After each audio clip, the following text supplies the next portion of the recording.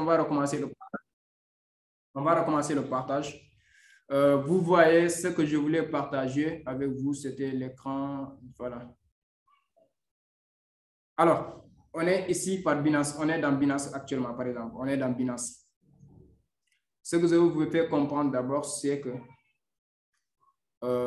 comment vous avez transféré, par exemple, si vous avez acheté vos dollars USDT, dès que vous achetez, votre dollar va être stocké dans votre compte spot, la partie spot. Alors, dès lors que vous entrez dans spot, ici c'est votre portefeuille. On va retourner un peu en arrière pour recommencer par là où nous sommes. Alors, ici, c'est votre compte principal, par exemple. Dès lors que vous entrez, ici, c'est portefeuille, vue d'ensemble. Dès que vous entrez dans vue d'ensemble, vous avez votre back office comme ça. Alors, ça, c'est l'ensemble des soldes que j'ai, les cryptos que j'ai en holding et les cryptos et le montant que j'utilise aussi pour trader. Alors, tout à l'heure, je disais dans mon compte future, j'avais 526 dollars comme ça parce que j'ai commencé à trader avec 350 dollars hier, qui m'a donné un profit de 526 capital plus intérêt, ce qui veut dire que j'ai gagné 177 comme ça, dollars comme ça. Alors, si j'ai pris, par exemple, vous avez votre argent dans votre compte spot, compte principal par exemple, et que vous voulez transférer ça dans votre compte future, vous venez ici, par exemple, vos USDT sont là, quelqu'un qui a acheté 100 dollars par exemple, ici ça va stocker ici. Maintenant, vous venez ici en haut, transfert, vous cliquez sur transfert, et là maintenant, de spot, votre back office, c'est comme ça qu'il va afficher. Maintenant, c'est vrai que l'argent va quitter dans spot, mais il ne va pas venir dans marge croisée. Mais c'est à vous de changer maintenant. Vous cliquez ici, vous cliquez sur Future. Maintenant, vous allez choisir la monnaie USDT. En cliquant ici, on tape USDT. Ici. Et maintenant, le montant que nous voulons transférer, si par exemple vous avez 1000 dollars et que vous voulez transférer 500 dollars, comme moi j'ai 176 dollars alors que je veux transférer 100 dollars, je tape 100 dollars. Je tape ici 100 dollars et là, je transfère les 100 dollars sur mon compte future. Alors, dès que les 100 dollars sont transférés avec succès, moi, je reviens maintenant dans le niveau trade dérivé. Donc, ici, c'est Future Coin. C'est ici qu'on va trader, Future USD. C'est ici qu'on va trader. Maintenant, pour arriver ici, il y a le côté dérivé. Ceux qui ont des téléphones, juste en bas, vous verrez les paramètres, les options. Vous verrez Future là-bas. Vous cliquez directement sur Future. Maintenant, dès que vous cliquez sur Future, vous avez la page qui va s'ouvrir comme ça. Dès que la page s'ouvre, ça va être BTC USDT. Alors, dès lors que moi, je vous envoie des signaux, si par exemple, dans le groupe tout récemment, je vous ai envoyé le signal, le pair, c'était Link USDT. Link USDT. Maintenant, c'est à vous de changer. Moi, je peux vous envoyer, par exemple, ADA USDT, Mana USDT, ça peut être. Donc, voilà, dès que je vous envoie le pair, c'est à vous de changer le pair ici. Vous cliquez ici, vous mettez le pair ici. Par exemple, Link USDT. Link USDT. Et là, ça est là. Le pair est là. Link USDT perpétuel. Vous cliquez sur ça. Et là, maintenant, vous avez le pair. Et quand je vous ai envoyé le signal, ici, ce qui est dit en premier, c'est long. C'est-à-dire, quand vous allez ouvrir le marché, prendre position, vous allez ouvrir avec ouvrir long qui est là. Long. Maintenant, leverage, c'est ce qu'il appelle effet de levier. Effet de levier, c'est 20 fois 20. Effet de levier fois 20. Maintenant, si vous avez un capital de 500 dollars, vous êtes considéré comme quelqu'un qui a 500 dollars fois 20. Alors, maintenant, quand vous avez entrée, c'est le prix d'entrée. C'est ça, c'est ici que vous allez mettre le prix d'entrée. Alors, si le prix d'entrée que je vous ai envoyé est de 14,10 et que vous Au moment où j'ai envoyé le signal, c'est en ce moment. Maintenant, si vous avez trouvé que le prix du marché a dépassé ça, c'est à vous maintenant de voir est-ce que le prix de target, le target que j'ai envoyé, parce qu'après entrée, c'est le target, ça c'est le take profit. Est-ce que le prix n'a pas dépassé le take profit, les différents take profit que Jabi m'a envoyé? Maintenant, vous regardez, si par exemple, moi, le dernier take profit que sur Link et USDT, c'est 14,66. Ça n'a pas encore dépassé. Donc, je peux me positionner ici au niveau de 14,10 par exemple. 14,410, c'est le prix d'entrée. Et je mets le take profit 14,53 parce qu'il fait partie des take profit. 14,53. Il y a 14,38 parce que le prix a dépassé ça. Il y a 14, les deux derniers take profit qui restent, c'est 14,53 et 14,66. Donc, je mets 14,53. Alors, le stop loss, ça reste le même, c'est 12,30. C'est 12,30 le stop loss. C'est-à-dire le prix auquel, quand ça touche, on va couper mes pertes. Donc là, ça ne bouge pas. Alors, si je veux prendre tout le capital que j'ai transféré ici, donc je mets 100% ici. Et là, je prends position. Je prends position. Dès que je prends position, la position va s'afficher ici en bas. L'œuvre c'est ouvert. Maintenant, on attend que ça atteigne le prix de déclenchement, le prix de repère. Dès que ça va toucher le prix de repère, automatiquement, voilà, la position s'est affichée.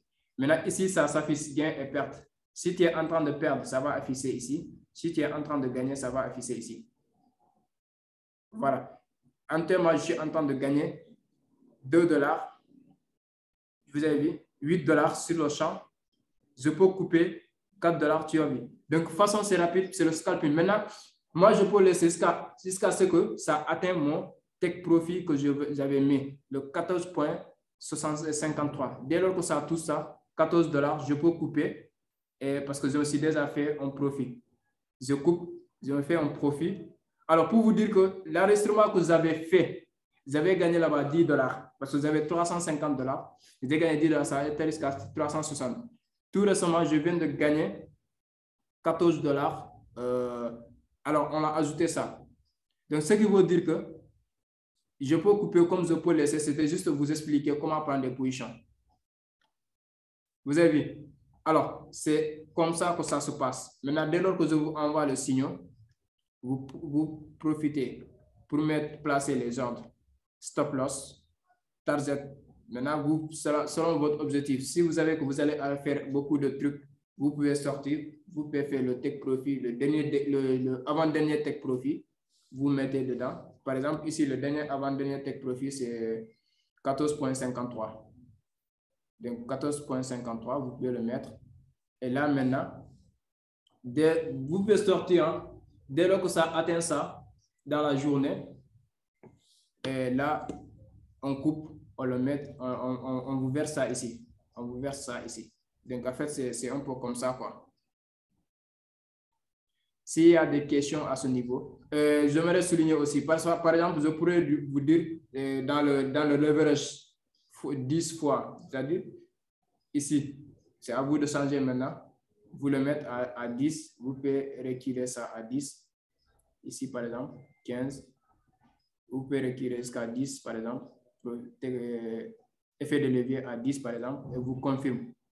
Maintenant, puisque isolé parfois, je peux mettre croisé aussi. Croisé, donc c'est à vous de voir. Vous pouvez amener ça croisé, mais de préférence, on va travailler avec isolé. C'est plus sécurisé pour ceux qui ne vont pas mettre tout leur capital dedans. Donc, en gros, c'est comme ça. Si vous avez des questions, surtout si vous avez des questions, j'attends vos questions.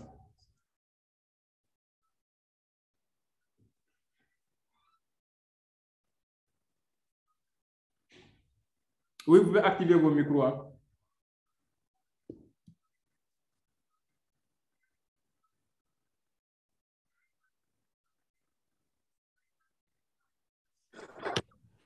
Alors, bonsoir tout le monde. Bye. Bonsoir. Oui, moi j'ai une question à te poser. Voilà.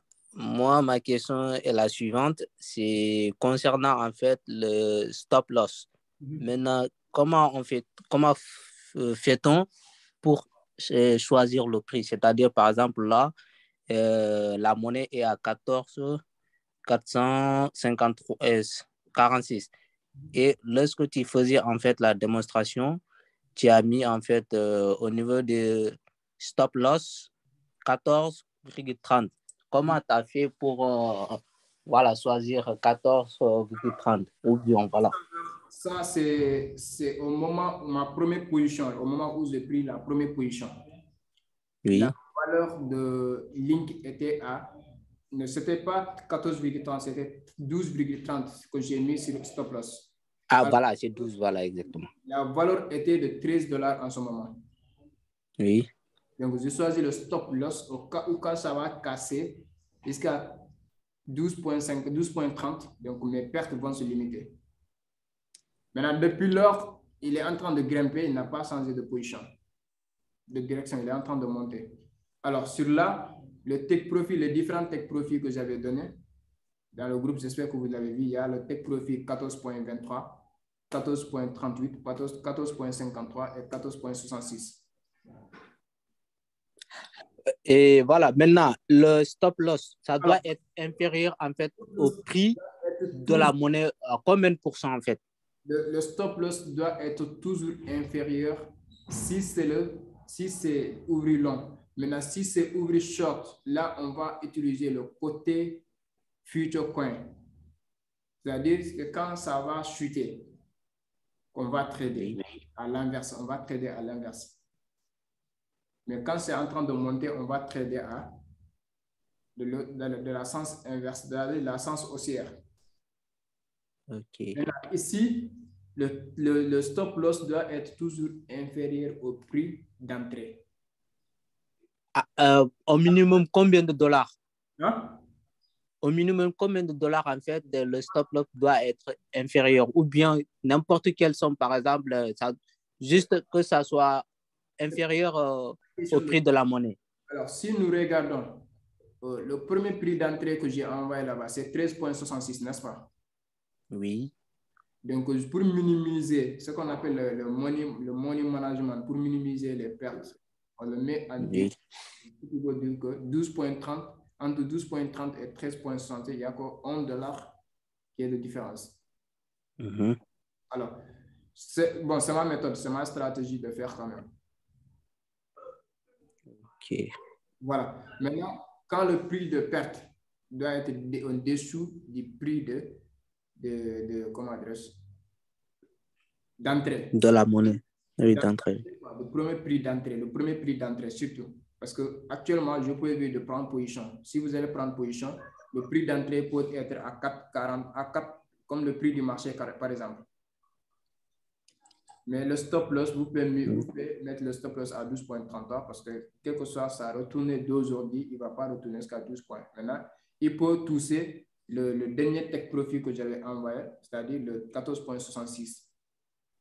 Au cas contraire, il pourrait toucher le avant-derrière, c'est-à-dire le 14,53. Maintenant, s'il n'a pas touché ce que font, c'est-à-dire vous allez contrôler votre, votre trade. La plupart, quand je vous envoie les signaux et que vous avez sur le 100, c'est-à-dire au moment où j'ai envoyé, donc essayez de voir le prix d'entrée que j'ai mentionné et le prix du marché avant de prendre position. Donc, s'il y a beaucoup de take profit qui restent encore, vous pouvez prendre votre position, mettre le take profit et le stop loss et entrer sur le prix qui est sur le marché actuel. Alors, j'ai aussi concernant aussi le take profit. Par exemple, comment fait-on en fait pour choisir aussi le prix ou bien du take profit ou bien on choisit en fait on prix en fonction en fait de notre objectif. Alors, si je vous envoie des signaux, j'ai mis les différents take profits. Maintenant, chacun de vous peut choisir le take profit qu'il veut. Par exemple, moi, je vous envoie le take profit. Moi, je peux mettre même le take profit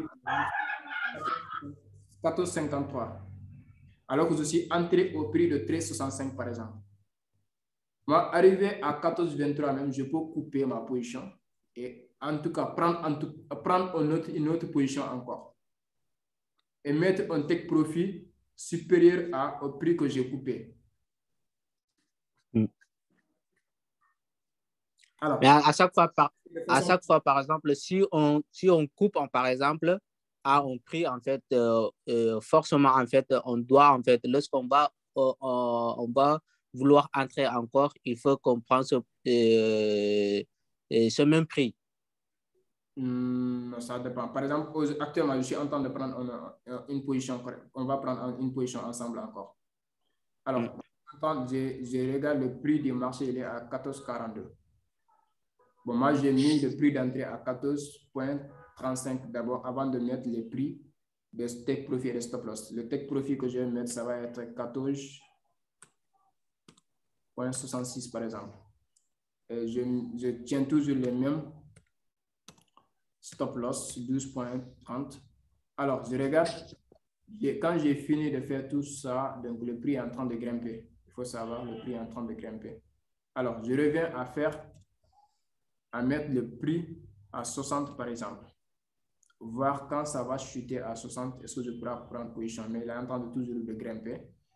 Tu vois, il est en train de risquer à 85. Donc, de toute façon, le marché est rapide. Donc, la fluctuation, ça monte, ça descend, ça monte, ça descend. Alors, prenons le cas de 70, voir qu'est-ce que ça va donner. Est-ce que ça peut revenir jusqu'à là? On prend 79, 72, 75, je ne sais pas. Voilà. On ouvre avec ce prix, par exemple. On ouvre avec ce prix. La position s'est affichée. Est-ce que c'est déjà bien? OK. On ouvre avec le prix. L'ordre est envoyé. Donc, pour que la position se positionne, l'ordre, voilà, la position est déjà ouverte. Tu vois, déjà, de toute façon, c'est rapide, moins 4 $. Donc, moi, si je veux, je peux laisser ça comme ça. C'est que, quelle que soit la chute qu'il va faire, il ne va pas atteindre le stop loss que j'avais mis, les 12,30. Maintenant, il peut redescendre, remonter encore et dépasser le prix d'entrée. Actuellement, il est en train de faire une perte de 7 $, 4 $, tu vois. 3 $.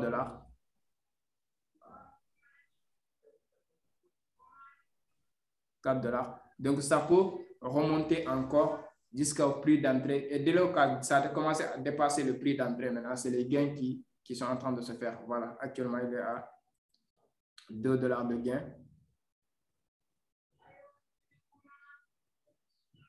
3 $ de gain. Donc, dès lors que tu fais 10 $, c'est ça que tu fais 10 $, c'est ça position, tu fais 10 $, 10 $, 10 $ dans la journée, c'est déjà quelque chose de très, très positif. Alors, d'autres questions? Merci, boy. Et les autres?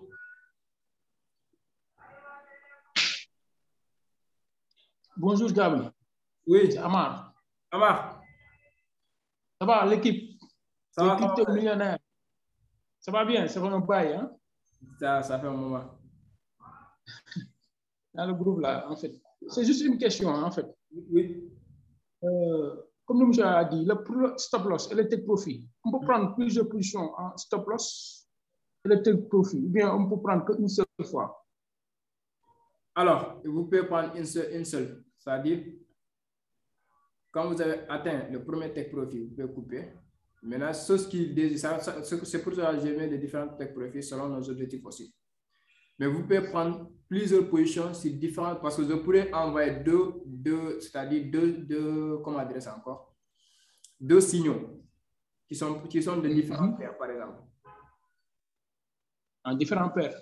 Oui, deux signaux de différentes paires. Comme je l'ai mis sur Estati aujourd'hui, si vous regardez, il y a deux paires qui sont en cours là-bas. Effectivement. Voilà, il y a le paire de Link et le paire de l'autre là. Il y a Link et CERL. Donc Link USDT et CERL USDT. Donc deux positions en cours. Voilà. Donc, on a cette position. Par exemple, la position que je viens de prendre comme ça, c'est déjà en cours. Cette position est déjà en cours. Alors, si par exemple, les 466 que j'ai mis ici là, si j'avais mis $300 par exemple, et les 150